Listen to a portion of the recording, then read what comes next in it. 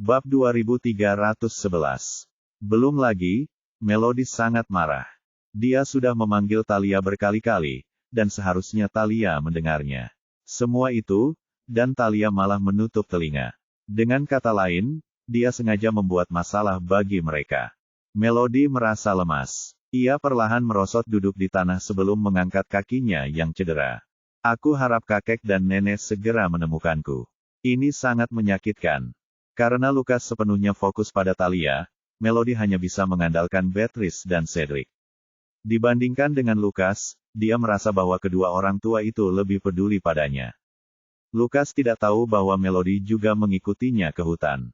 Jika tidak, dia tidak akan pernah meninggalkannya sendirian untuk pergi bersama Thalia. Namun, takdir berkata lain, dia melewati Melody sambil menggendong Thalia di punggungnya. Setelah Thalia ditemukan, perjalanan kembali melalui jalur yang sama menjadi jauh lebih lancar, dan tidak butuh waktu lama bagi mereka untuk sampai keluar. Saat mereka mendekati pintu keluar, mereka bisa melihat Cedric dan Beatrice di kejauhan. Kakek, nenek, hari akan segera gelap, dan suhu semakin turun. Kalian berdua sebaiknya cepat pulang. Aku sudah menemukan Thalia, kata Lukas sambil mendekat. Namun, ia terkejut melihat Beatrice dan Cedric tampak muram. Kenapa kau pulang sendirian? Hati Beatrice mencekam saat melihat Lukas menggendong Thalia di punggungnya tanpa Melody terlihat. Di mana Melody? Apa kau tidak melihat Melody? Ekspresi santai Lukas lenyap sama sekali, dan tangannya bahkan sedikit gemetar, hampir menjatuhkan Thalia. Apa maksudmu, nenek? Bukankah Melody ada di luar bersamamu? Apakah dia juga pergi ke hutan? Tapi aku sama sekali tidak melihatnya. Beatrice segera menarik suaminya dan mulai kembali ke hutan. Mereka harus menemukan Melody sendiri. Lukas segera menurunkan Thalia, mengabaikan pergelangan kakinya yang cedera, dan bergegas untuk menghentikan mereka. Nenek, apa yang akan nenek lakukan? Bagaimana bisa nenek masuk lagi sekarang? Hari sudah hampir gelap. Bukankah Melody menunggu di luar bersama nenek? Apa yang terjadi? Mengapa dia juga masuk? Beatrice berbalik dengan amarah di matanya. Apalagi alasannya? Tentu saja dia masuk untuk mencarimu. Mengapa Melody meninggalkan kita dan berlari masuk jika dia tidak khawatir dengan keselamatanmu? Dia bahkan tidak bersama tim pencarian manapun. Sekarang kau sudah kembali dengan selamat, tetapi Melody hilang. Ekspresi Lukas berubah muram seolah menghadapi musuh yang tangguh, tetapi dia tetap mendesak kakek neneknya untuk tetap di tempat. Dia tahu harus mencegahku masuk, jadi kenapa dia malah masuk sendiri? Nenek, kakek, kalian berdua tunggu di luar. Thalia mungkin keseleo pergelangan kakinya dan butuh seseorang untuk merawatnya. Aku akan pergi mencari Melody. Beatrice memutar matanya dengan dramatis dan memukul Lukas dengan marah. Apa yang kau katakan? Thalia yang menyebabkan semua masalah ini, namun kau menyalahkan Melody. Jika bukan karena mengkhawatirkanmu, bagaimana mungkin dia mengambil risiko seperti itu? Kau tidak hanya tidak mengkhawatirkannya, tetapi kau juga menyalahkannya sekarang. Tahukah kau betapa sakit hatinya Melody jika dia mendengar kau menyalahkannya?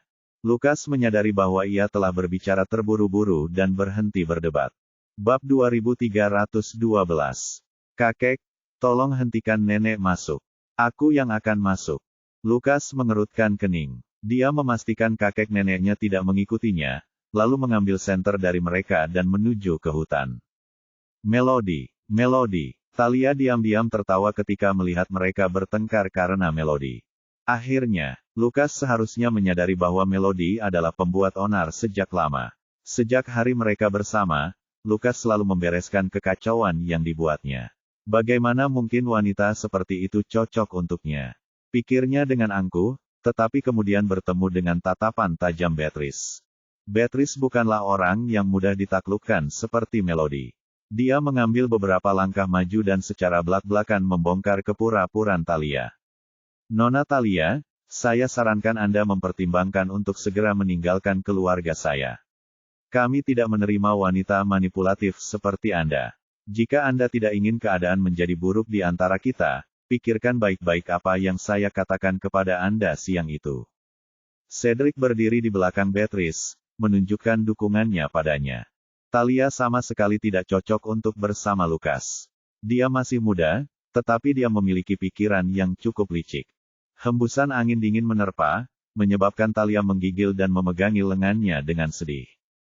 Nenek Beatrice, apa yang kau bicarakan? Mengapa kau mencoba mengusirku seperti ini? Aku tahu kau tidak pernah menyukaiku, tetapi hanya karena kau tidak menyukaiku bukan berarti aku wanita yang manipulatif. Lukas sudah mengenalku selama bertahun-tahun, jadi dia mengerti seperti apa aku. Lagi pula, kau tidak hanya meremehkanku, tetapi kau juga mempertanyakan penilaian Lukas. Jangan libatkan Lukas dalam hal ini. Aku sudah mengamatinya tumbuh dewasa, jadi aku mengenalnya lebih baik daripada siapapun. Dia tahu betul bahwa kau tipe orang yang mengatakan satu hal di depan orang lain tetapi melakukan hal lain saat orang lain membelakangi. Tetapi dia memilih untuk tidak menghadapimu karena adikmu. Talia menggigit bibirnya dengan sedih. Aku tahu aku tidak bisa mengubah kesanmu yang kaku terhadapku. Karena itu, aku tidak akan memaksakannya lagi. Sebenarnya, aku keluar bersama mereka hari ini untuk membicarakan kepindahan. Kamu tidak perlu khawatir melihatku di rumah, dan aku tidak akan melakukan apapun yang akan membuatmu kesal lagi. Tapi aku berharap setelah aku pindah, kamu bisa memperlakukanku secara objektif. Hanya karena aku dekat dengan Lukas bukan berarti aku wanita yang manipulatif. Aku tahu kau lebih menyukai Melody, tapi aku tidak melakukan kesalahan apapun. Tidak ada yang salah. Beatrice tertawa getir. Jika kau tidak melakukan kesalahan apapun, mengapa kita masih berdiri di hutan ini padahal hari sudah hampir malam? Jika kau tidak melakukan kesalahan apapun, mengapa Melody belum ditemukan? Aku peringatkan kamu sekali lagi, jangan mainkan permainan manipulatif ini lagi.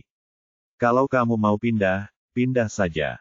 Jangan menguji kesabaranku. Malah, daripada pindah dari rumah kami, aku lebih suka melihatmu langsung terbang kembali ke Molomia dan jangan pernah menunjukkan wajahmu di negara ini lagi. Apa bedanya jika dia pindah? Beatrice lebih memilih Talia menghilang dari pandangannya sama sekali.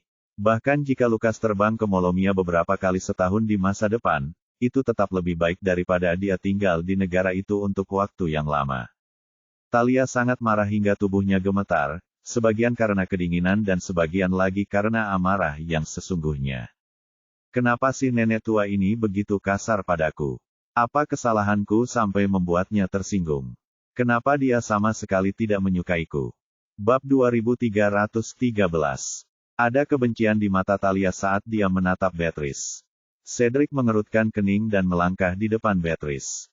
Jangan salah paham, tempat kau tinggal ini adalah rumah kami. Anggap saja ini sebagai pemberitahuan resmi bahwa kami memintamu untuk pergi. Meskipun Cedric sudah tua, wibawanya tetap terjaga. Ia mengingatkan Talia dengan tegas, yang membuat Talia tiba-tiba tersadar dari amarahnya. Dia kembali memasang ekspresi menyedihkan, menunggu Lukas kembali. Dia berencana membuat keributan saat Lukas kembali. Melody duduk di tanah berlumpur, memeluk lututnya. Langit semakin gelap, dan suhu di hutan semakin turun. Dia melihat sekeliling tetapi hanya bisa melihat pepohonan lebat, yang membuatnya takut karena dia tidak bisa melihat dengan jelas apa yang ada di dalamnya. Tim pencarian seharusnya sudah dalam perjalanan kembali, jadi mengapa dia belum melihat mereka? Melody dengan hati-hati menyentuh pergelangan kaki kirinya yang cedera. Aduh, semoga tidak patah. Aku benar-benar ingin kembali ke lokasi syuting untuk melanjutkan pengambilan gambar, gumam Melody pada dirinya sendiri untuk mengumpulkan keberaniannya. Ia berharap Beatrice akan menyadari ketidakhadirannya dan mengirim seseorang untuk mencarinya, tetapi kemudian ia merasa putus asa, dengan hanya Beatrice dan Cedric di luar, siapa lagi yang bisa mereka kirim untuk mencarinya?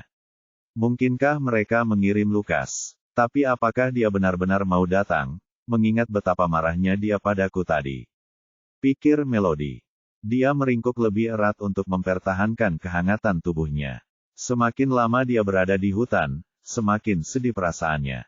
Semua ini tidak ada hubungannya dengan dia, namun dia dimarahi dengan sangat keras. Lebih buruk lagi, dia ditinggalkan sendirian di tempat yang dingin dan gelap. Apakah Lukas benar-benar berpikir ini semua salahku? Tapi aku sudah bilang padanya jangan terburu-buru, tapi pada akhirnya, aku malah terjebak mengkhawatirkan pria itu.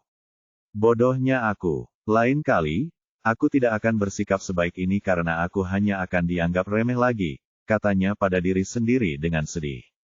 Melody tak kuasa menahan isak tangisnya, dan matanya berkaca-kaca. Saat Lukas lewat di dekatnya sambil menggendong Thalia, dia tidak meneteskan air mata, tetapi dia tidak bisa menahan diri setelah itu. Hicks, ini jelas bukan salahku, jadi kenapa dia memarahiku? Hanya karena aku tidak lari ke hutan dan membuatnya khawatir. Jika aku yang lari ke sana duluan, apakah dia masih akan begitu khawatir? Melody sekali lagi mengerti pepatah bahwa roda yang berderit akan mendapatkan pelumas. Awalnya, masalah ini tidak ada hubungannya dengan dia, tetapi karena Thalia dengan gegabah lari ke hutan, mereka semua terjebak di sana bahkan ketika malam sudah menjelang. Belum lagi, Lukas harus menggendong Thalia kembali karena Thalia mengatakan kepadanya bahwa pergelangan kakinya terkilir. Seandainya saja aku juga berteriak keras kalau pergelangan kakiku terkilir. Tidak, tunggu, memang pergelangan kakiku terkilir. Melody sebenarnya tidak ingin terus tinggal di kediaman keluarga Rivera jika bukan karena Beatrice dan Cedric. Setidaknya sampai Thalia pergi, dia hanya ingin berada di lokasi syuting. Namun, lokasi syuting juga sedang kacau saat itu. Mereka harus menunggu beberapa waktu untuk mengirimkan bukti klarifikasi, dan memikirkan hal itu saja sudah membuat Melody sakit kepala. Apakah sekarang sedang terjadi Merkurius retrograde? Mengapa semuanya berjalan begitu buruk? Melody menyeka air mata di wajahnya. Segalanya akan membaik setelah beberapa saat. Aku percaya tidak ada orang yang akan selalu sial. Bab 2314. Melody, apa kau mendengarku? Di mana kau? Aku di sini untuk menjemputmu. Melody terkejut. Kemudian dia menyadari bahwa itu Lukas yang datang mencarinya. Dia segera berdiri dan menjawab dengan lantang. Namun, dia melupakan kaki kirinya yang terluka. Sambil menjerit, dia jatuh kembali ke tanah. Lukas diliputi kepanikan mendengar teriakan Melody dan bergegas masuk lebih dalam ke hutan. Saat mendekat, ia melihat Melody tergeletak dalam keadaan menyedihkan di tanah. Di mana kamu terluka? Di mana yang sakit? Ia dengan hati-hati memegang lengan Melody, mencoba membantunya berdiri, tetapi Melody tersandung dan akhirnya jatuh menimpanya. Melody berteriak kesakitan, tetapi Lukas berhasil menahan jatuhnya. Jika tidak, pergelangan tangannya mungkin juga akan terkilir. Kamu baik-baik saja. Di mana kamu terluka? Apakah serius? Kekhawatiran Lukas terlihat jelas dalam suaranya, tetapi semakin banyak ia bertanya, Melody semakin diam. Satu-satunya suara yang keluar darinya adalah air mata yang mengalir di wajahnya. Ternyata dia peduli padaku. Lalu kenapa dia begitu kasar padaku? Ini sungguh tidak masuk akal, pikirnya. Saat senter Lukas terpental, ia sekilas melihat kepala Melody yang tertunduk dan air mata yang berkilauan di wajahnya. Kekhawatiran Lukas semakin meningkat. Apakah kamu kesakitan sekali? Jangan hanya menangis. Cepat beritahu aku. Lukas dengan hati-hati meraba lengan Melody, menghindari menyentuh bagian tubuh lain karena takut memperparah lukanya. Melody menggigit bibirnya dan dengan keras kepala mengangkat kepalanya untuk menatap matanya. Lukas merasa jantungnya berdebar kencang. Tenang, berhenti menangis. Katakan di mana yang sakit, ya. Kau mengeluh karena aku merepotkanmu, kan? Kau menganggapku acuh tak acuh, kan? Mengapa tiba-tiba kau begitu khawatir? Mata Melody kembali berkaca-kaca, tetapi ia dengan keras kepala menahan air matanya. Lukas merasa hatinya tersentuh saat melihatnya seperti itu. Kapan aku pernah mendapati kau acuh tak acuh atau mengeluh tentang kau yang merepotkanku? Tanya Lukas pelan. Apa kau menderita demensia atau semacamnya? Bagaimana kau bisa menyangkalnya? Kau benar-benar pria yang mengerikan. Melody menghabiskan sepanjang sore merasa kesal karena kata-kata Lukas, namun Lukas mengklaim dia tidak pernah mengatakannya. Air matanya akhirnya jatuh, setiap tetesnya menghantam hati Lukas seperti batu yang berat. Ini semua salahmu. Aku tidak akan berada di sini sekarang jika kau tidak mengatakan hal-hal itu padaku. Kau jelas-jelas mengatakan aku egois dan acuh tak acuh, bahwa aku tidak peduli pada Thalia. Aku hanya ingin kau menunggu lebih banyak orang datang dan menyelamatkannya. Apakah itu salah? Bukannya aku menghalangimu untuk menyelamatkannya. Melody sudah lama tidak menangis di depan orang lain karena sejak kecil ia tahu bahwa air matanya tidak akan membuatnya mendapat simpati dari orang lain. Bahkan saat itu, tangisannya di depan Lukas sangat pelan. Dia berusaha menahan air matanya, membuat Lukas khawatir dia mungkin tidak bisa bernapas dengan baik, jadi Lukas dengan lembut menegakkan tubuhnya dan terus menghiburnya. Apakah aku benar-benar mengatakan hal-hal itu? Aku pasti sangat khawatir saat itu, jadi aku berbicara tanpa berpikir. Aku salah, dan aku minta maaf. Tolong maafkan aku kali ini, ya. Aku seharusnya tidak mengatakan hal-hal itu tentangmu. Aku tahu kau bukan orang seperti itu. Lukas benar-benar merasa bersalah. Dia tidak menyadari bahwa kata-katanya, yang diucapkan terburu-buru, telah menyakiti Melody begitu dalam dan untuk waktu yang begitu lama. Bab 2315. Lukas tidak pernah menganggap Melody sebagai orang yang dingin. Lagi pula, jika dia benar-benar dingin, mengapa dia datang ke hutan mencarinya? Melody mengangkat kepalanya, matanya masih berkaca-kaca, dan menatap matanya. Kau salah paham. Aku orang yang egois dan dingin. Kau salah mengira aku. Aku memang egois. Bahkan, aku tidak keberatan jika kau dan Talia tinggal di hutan ini selamanya. Lukas tahu dia hanya berbicara karena marah, tetapi dia tetap khawatir tentang bagian tubuh mana yang mungkin terluka. Dia segera berlutut. Apakah pergelangan kakimu terkilir? Apakah kamu terluka di tempat lain? Katakan padaku, iya. Lukas meraih senter dan menyinarinya ke tubuh Melody. Melody sedikit tersentak. Kenapa kau mengkhawatirkan orang yang egois sepertiku? Seharusnya kau biarkan saja aku. Bahkan jika aku terluka atau patah kaki, itu bukan urusanmu. Kata-kata Melody jelas diucapkan dalam kemarahan, jadi kemungkinan besar itu berkaitan dengan kakinya. Lukas tetap diam, fokus memeriksa kakinya dengan cermat. Apakah terasa sakit di sini?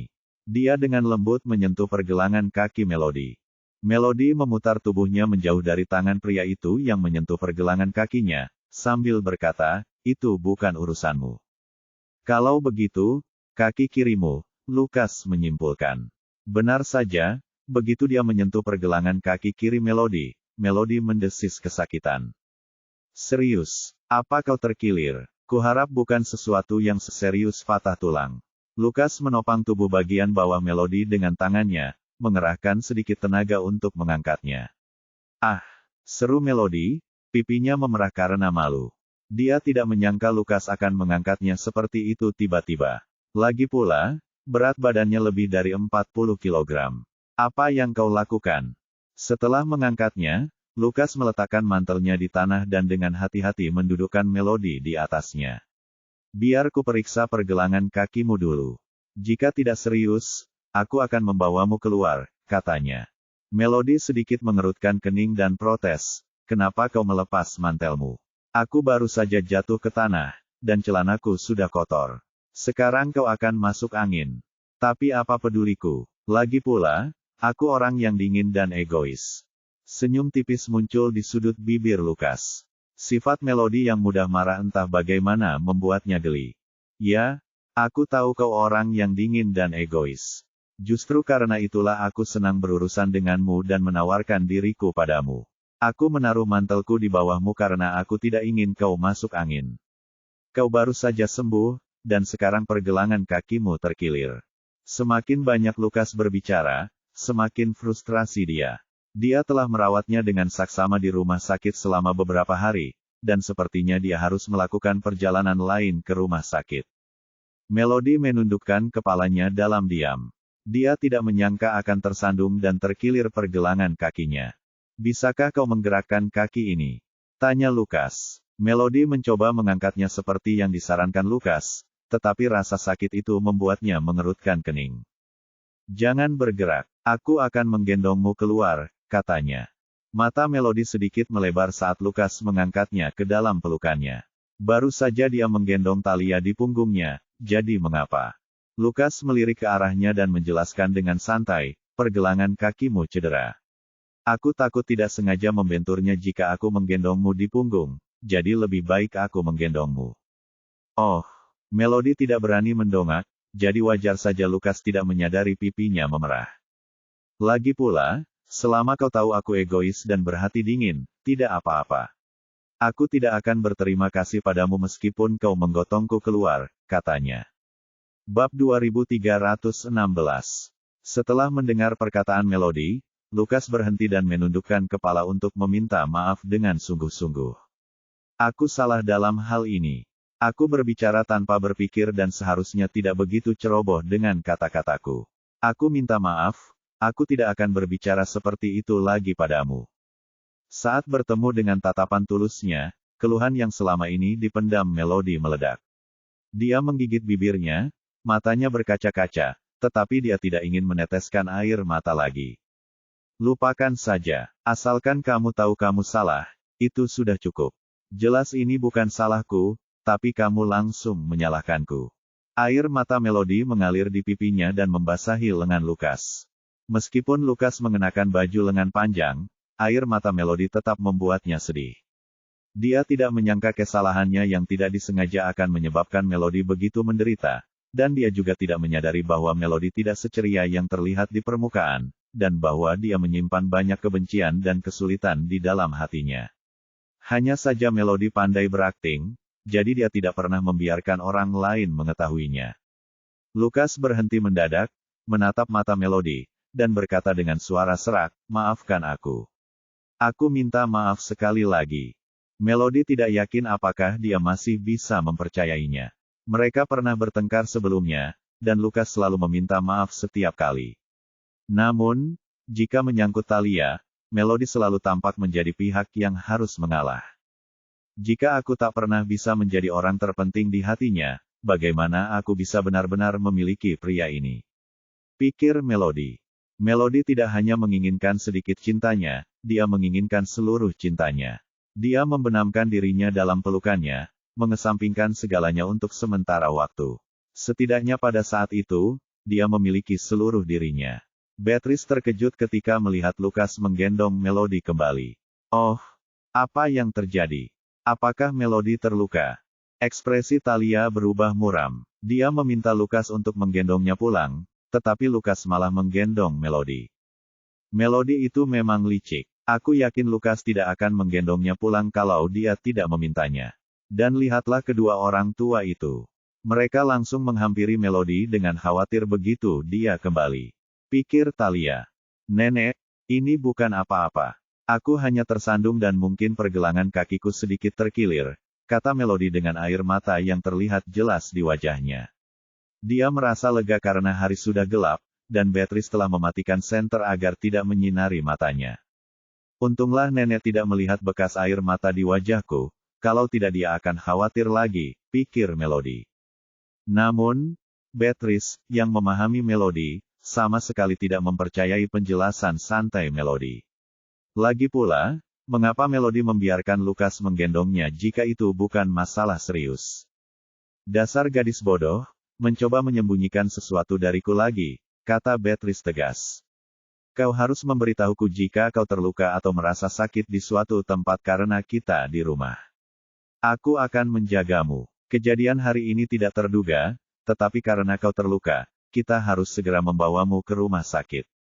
Kakekmu baru saja menelepon pemimpin tim penyelamat, mereka sudah dalam perjalanan pulang. Lukas terus memeluk Melody erat-erat. Merasakan Melody meronta, Lukas mempererat pelukannya, mencegahnya bergerak. Kamu cedera. Apakah kamu ingin memperparah keadaan dengan berbaring? Apakah kamu masih ingin kembali ke lokasi syuting? Kata-kata tegas Lukas diikuti oleh bujukan lembut Beatrice. Akhirnya, Melody berbaring nyaman di pelukannya. Melody menyadari permusuhan terang-terangan Thalia ketika tanpa sengaja bertatap muka dengannya. Ia membalas tatapan Thalia dengan tenang. Karena Thalia tidak berusaha menyembunyikan niatnya, Melody tidak melihat alasan untuk terus berusaha menyenangkan hatinya. Bab 2317. Thalia, kakimu juga cedera. Ayo kita ke rumah sakit bersama, saran Lukas, menyadari bahwa Thalia sebelumnya juga menyebutkan kakinya sakit. Namun, karena hanya ada satu orang yang hadir, dan Cedric bukan pilihan untuk menggendongnya, mereka menghadapi dilema. Beatrice ikut campur, menyarankan Lukas untuk membawa Melody ke rumah sakit terlebih dahulu.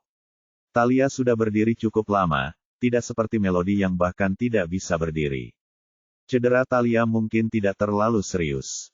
Akan ada banyak pria muda dan kuat dari tim pencarian yang bisa menggendongnya ketika mereka kembali.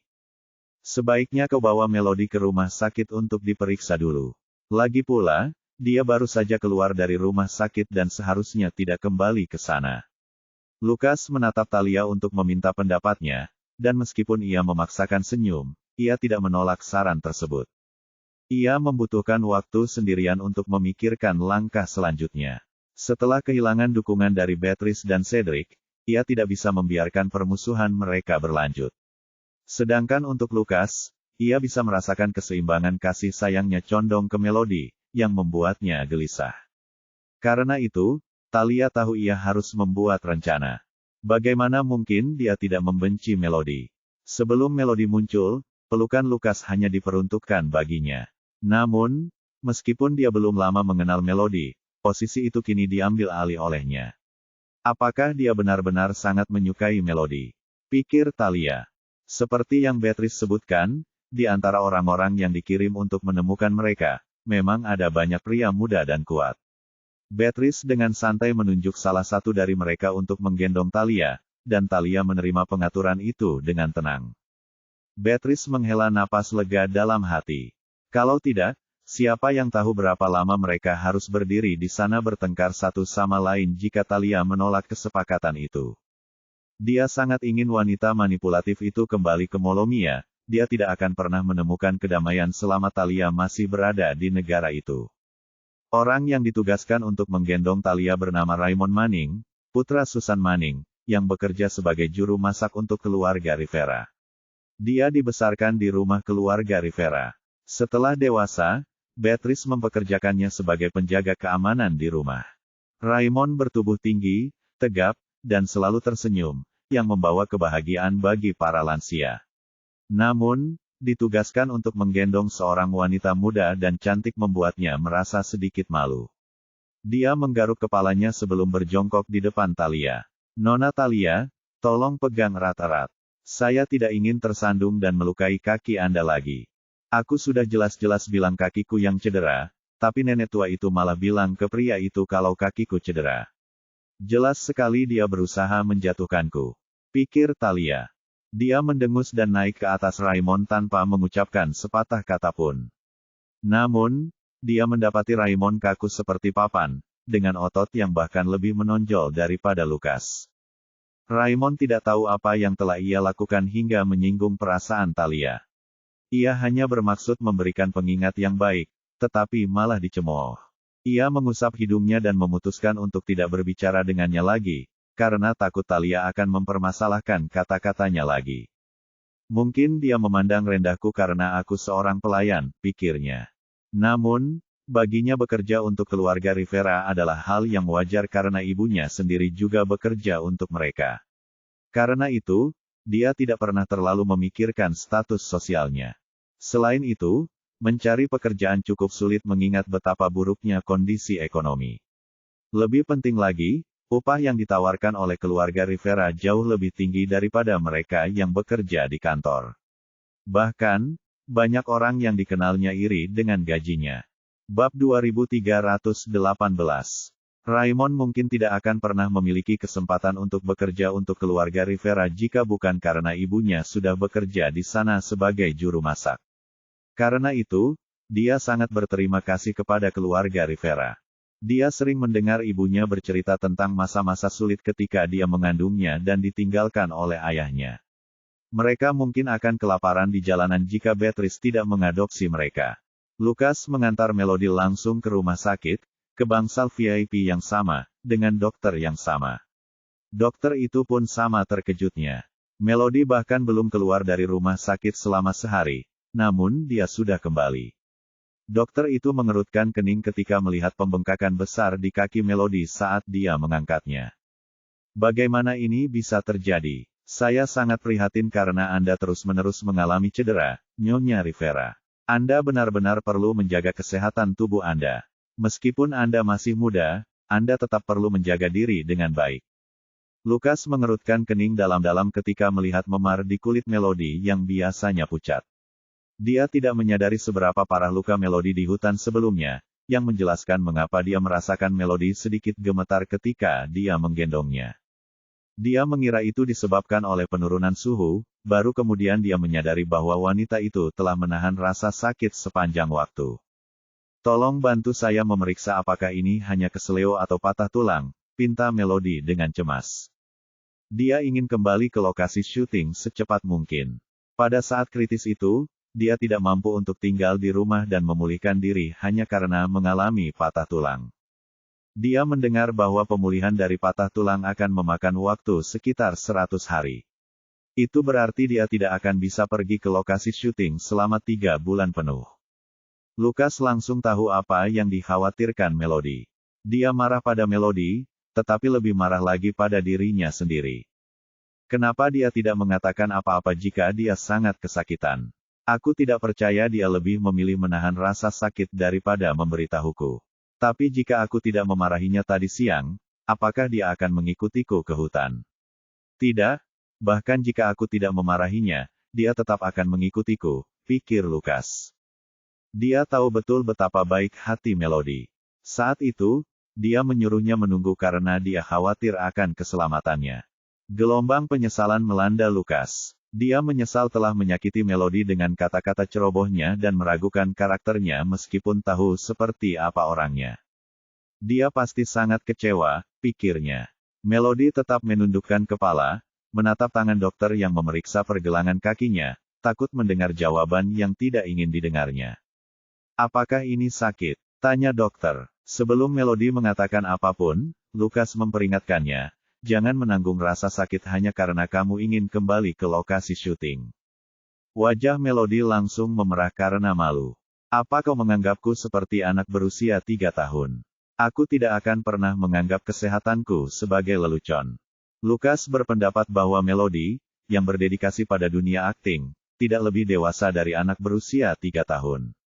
Lagi pula, dia memilih untuk tidak menggunakan pemeran pengganti, hanya untuk dimanfaatkan oleh Tracy dalam keadaan paling rentannya. Di situ tidak sakit. Bagaimana dengan di sini? Masih tidak sakit. Dan di sini. Bab 2319. Ah! Melody menjerit saat tangan dokter bergerak mendekati area yang bengkak. Dokter tampak lega. Sepertinya hanya keseleo, karena tidak ada rasa sakit di area lain. Anda masih aman untuk melanjutkan syuting. Namun, Anda perlu beberapa hari untuk pulih dari keseleo ini. Pastikan untuk tidak memperparah cedera. Tuan Lukas, Anda harus memastikan istri Anda memberi tekanan pada kaki kirinya.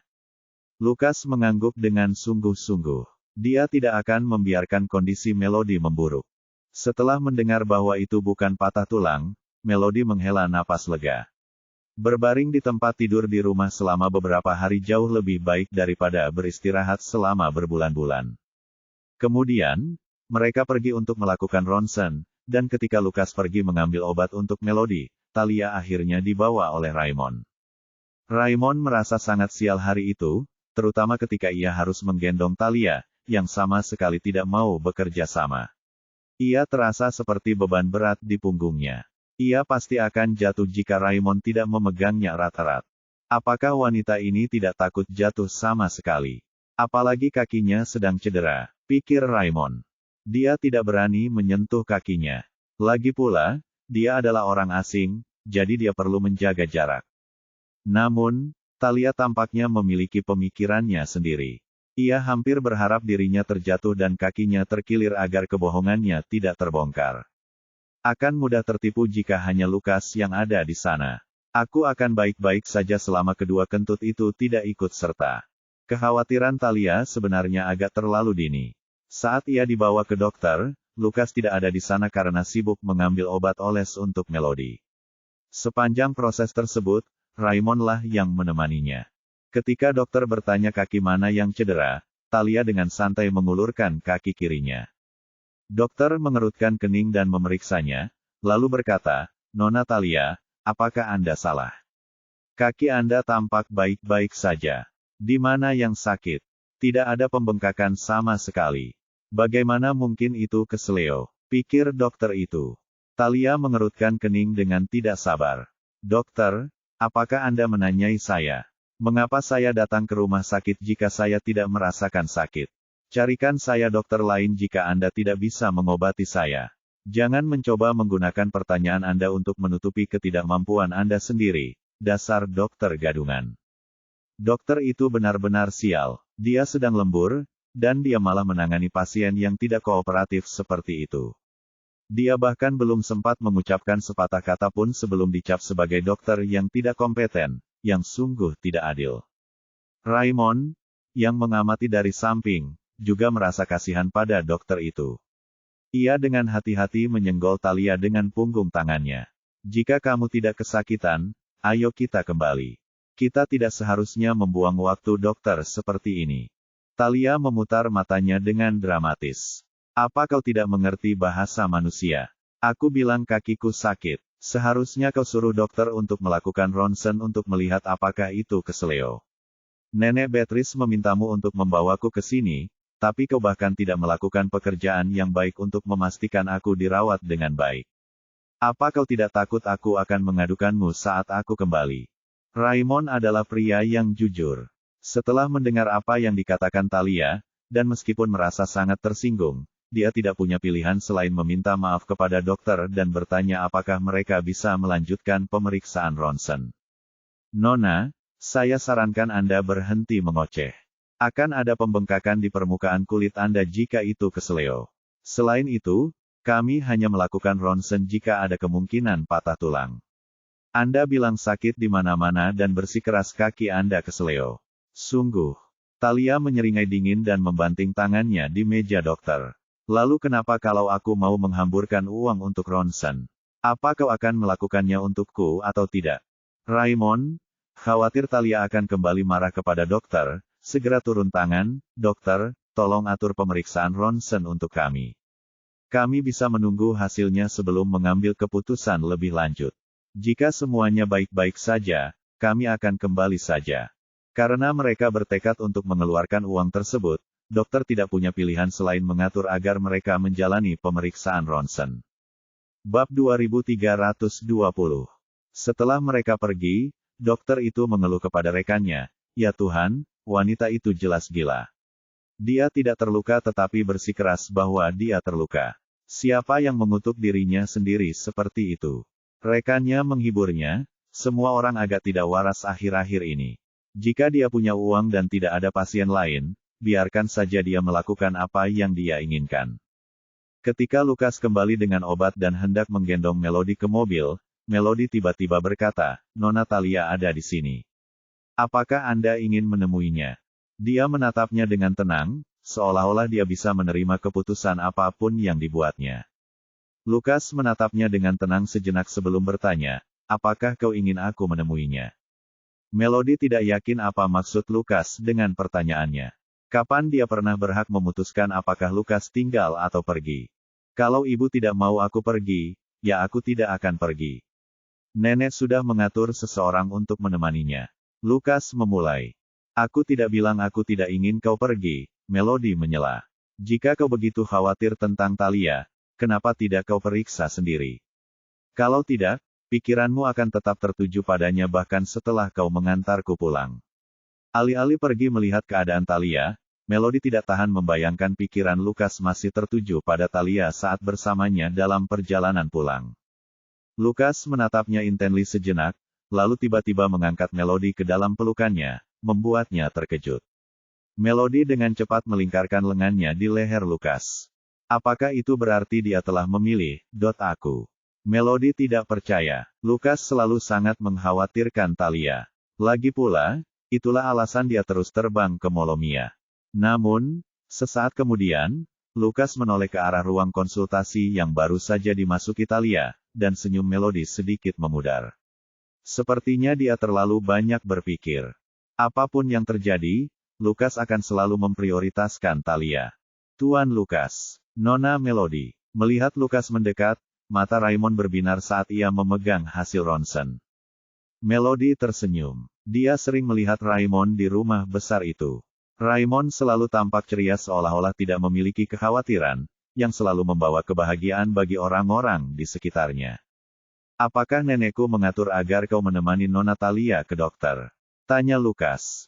Raymond mengangguk, raut kesal sekilas muncul di wajahnya sebelum cepat menghilang. Bagaimanapun, Thalia adalah tamu di rumah itu, dan dia seharusnya tidak mengeluh tentang seorang tamu kepada Lukas. Hasil ronsen sudah diambil, jadi kita bisa segera pergi. Apakah Anda dan Nona Melody ingin kembali duluan? Barulah saat itu Lukas berbicara kepada Thalia. Sepertinya kakimu tidak terlalu terluka. Aku dan Melody akan pulang duluan. Thalia pun cemberut, tak ingin mereka pergi. Pria yang menggendongnya tampak seperti pria maco pada umumnya. Apapun yang Thalia katakan, pria itu tetap tidak mengerti. Dia ingin bertanya bagaimana biasanya Melody bergaul dengan Beatrice, tetapi mulutnya terasa seperti terkunci rapat. Lukas, bisakah kau menungguku sebentar lagi? Dokter akan memeriksa hasil ronsenku. Tidak bisakah kita kembali bersama nanti? Thalia berusaha sekuat tenaga untuk mengalihkan pandangannya dari Melody, yang sedang digendong Lukas, tetapi ia tak bisa menahan diri untuk tidak memperhatikan betapa mesranya mereka berdua. Rasa cemburu di hatinya begitu kuat. Melody tetap diam, menunggu Lukas mengambil keputusan. Pada saat itu, dokter batuk 2 kali dan berkata, Nona Thalia, tidak ada yang salah dengan kaki Anda.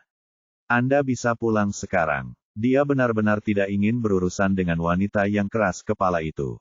Thalia menoleh dan menatap tajam dokter itu. Bagaimana mungkin pria botak ini tidak mengerti instruksi sederhana?